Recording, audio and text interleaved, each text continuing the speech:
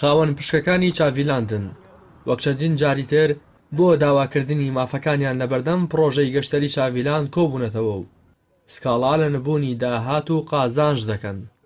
ئەمڕۆ ئێمە وەکو خاوەن پشکەکان هاتوونەتە بەردەمی ئیداری چاڤیلاند لەسەر ئەساس و پەیڕە و پرۆگرامێکی سێ ڕۆژ پێش ئێستا کە چوین سەردانی ئەنجومەنی محافەزەمان کردووە لەگەڵ سەرۆشی ئەنجومەنا قسەمان کردووە کاگازات قەرار وار بۆ لیژنەیەکمان بۆ تەشکیل کا لەگەڵمانە بێت بۆ ئیدارەی چاڤیلاند لەگەڵ ئیداری چاڤیلاندا قسە بکەین سەبارەت بەو شێشانەی خاوەن پشکەکان کە ماوەی چەندین ساڵە حەق و مافیانە خوڕێت.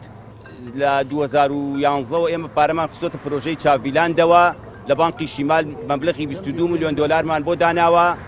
تەنها لە 2013 میلیۆنی 30,000 دینار خەڵک خاوەن پشکەکان وەریان گرتووە، لە 2016 میلیۆنی 50,000 دینار وەری گیراوە، 2014 خواردووە لفیاوە، 2015 خواردوەتی لفیاوە، 2017 خواردووە، 2018 خواردووە. بەڵام ئێسێمە لە 2011ەوە پشکمان داناوە پارەمان داناوە تا ئێستا یەک جار من پشکم وەرگرتەوە ئەوی 30,000 و کارتێکی یاریکردن کە فڕەما بە کەڵکی من نەهات من دەخیلەی ئەو مناڵم هەڵ بسڕیوە دامناوە بۆ پشک تا ئێستا من 30,000 وەرگرتووە یعنی بە چه حەقێ بە چه یاسایەک کوا مافی مرۆڤ کوا ڕیکلامی ئەمانەکردن ئەمانەیە بێنە سەر خەت. ئەم خاوەن پشکەی چاڤیلاند باس لەوە دەکات لەسەر لێدوانی بۆ ڕاگەیاندن و داواکردنی مافەکانی خۆی سکاڵای لەسەر تۆمار کراوە و مانگی حوزەیران ڕۆژی دادگاییکردنیەتی.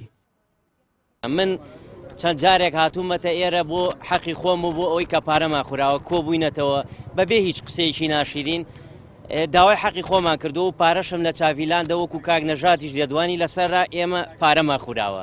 ئێستا من شکاتم لێ کراوە پێش ئەوەی من شکاتم لێ بکرێ ئێمە شکاتمان کردووە زیاد لە 200 نەفەر زیاتر هیچ محکەمە هیچ شوێنێک ئێمەی وەرنە ئەگەر کە لێدوانمان لێ وەرگێت و وەبانگیش نەکراوەتە محکەمە. من تەلەفۆنم بۆ هات کە شکاتم لێ کراوە یانە بەڕاستی وام زانی کە ئەڵێ وەرە بەسەر شکاتەکەتەوە کە لە چاڤیلاندێک کردووتی نەخێر بە عەکسەوە تۆ شکاتە لێ کراوە و ئەبێ بێ بۆ محکەمە و پەنجەمۆر و هەموو شتێکم پێکراوە و دوی حوتیش محکەمەم هەیە کە من لێدوانماوە لەسەر حەقی خۆم و لەسەر ئەوەی کە داوای حەقی خۆم کردووە بەبێ تەشیرکردنیە. گردبوونەوەی ئەم جارەی خاوەن پشکەکانی چاڤیلاند لە کاتێکدایە کە زیاتر لە 6 ڕۆژە شاسوار عەبدولواحید لە زیندانی تاکە کەسیدایە و بەوتەی سەرۆکی فراکسیۆنی نەوەی نوێ لە پەرلەمانی کوردستان ناوبراومانی لە خواردن گرتووە و باری تەندروستی ناجێگیرە. بەوتەی نوێنەری خاوەن پشکەکانی چاڤیلاند ئەنجومەنی پارێزگای سلێمانی لیژنەیەکی لەسەر پرسیەوە هاوڵاتیانە پێکهێناوە و وا بڕیار بووە کە ئەندامانی لیژنەکە بەشداری گردبوونەوەکە بکەن. بەڵام پاش چاوەڕوانێکی زۆر هیچ کام لەو ئەندامانی ئەنجومەنی پارێزگای سلێمانی بەشداری گردبوونەوەکەیان نەکرد.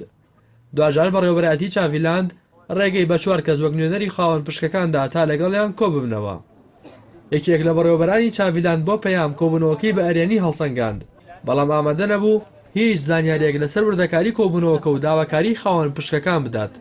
بە پێی زانیاریەکانی پەیامیش ڕۆژی یەکشەمەی داهاتوو ئەنجومەنی پارێزگای سلێمانی بەڕێوەبەرایەتی چاڤیلاند و نوێنەری خاوەن پشکەکان بانگهێش دەکات و لەگەڵ هەردوو لایەن کۆ دەبێتەوە. ڕاستی حەمامین کەناڵی ئاسمانی پەیام سلێمانی.